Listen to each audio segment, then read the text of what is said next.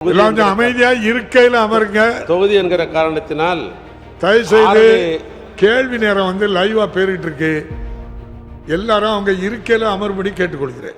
மூல கேள்விக்கு சம்பந்தம் இல்லா என்றாலும் துறை சான்ற அமைச்சர் என்ற முறையில் ஆரணி கண்ணமங்கலம் சாலை கிலோமீட்டர் 0/0 முதல் 16/0 வரை ஏற்கனவே பாவுதளத்துடன் கூடிய 2 வழி சாலை அமைக்கப்பட்டு அதிக அளவில் போக்குவரத்து நடைபெற்று வருகிறது.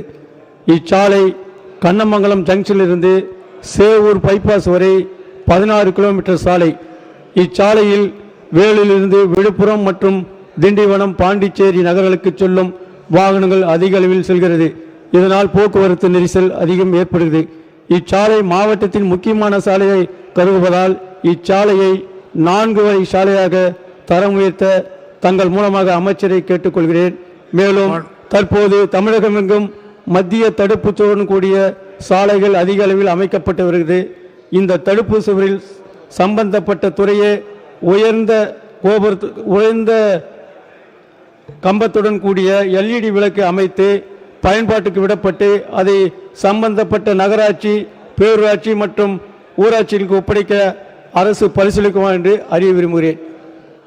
மாண்புமிகு அமைச்சர் அவர்கள். மாண்புமிகு பேரவைத் தலைவர்களே, நம்முடைய சேவூர் ராமச்சந்திரன் அவர்கள் எதிர்க்கட்சி சட்டமன்ற உறுப்பினர் என்ற அடிப்படையில் அந்த தொகுதியை பொறுத்தளவுக்கு ஆட்சியின் சார்பாக எதையும் நாங்கள் புறக்கணிப்பதில்லை. அதுவும் நம்முடைய மாவட்டத்தை சார்ந்த தொகுதி அமைதியா இருக்கையில் அமருங்க. தொகுதி என்கிற காரணத்தினால் தயவு செய்து கேள்வி நேரம் வந்து லைவா பேரிட்டு இருக்கு. எல்லாரும் அவங்க இருக்கையில் அமர்படி கேட்டுக்கொள்கிறேன். செய்திகளை உடனுக்குடன் தெரிந்து கொள்ள கீழ்கண்ட கேபிள் மற்றும் DTH நெட்வொர்க்குகளில் எம்நாடு செய்தி தொலைக்காட்சியை காணுங்கள். பாதகம் செய்பவரை கண்டால் நாம் பயம் கொள்ளலாகாது பாப்பா. மோதி மிதித்து விடு பாப்பா, அவர் முகத்தில் உமிழ்ந்து விடு பாப்பா.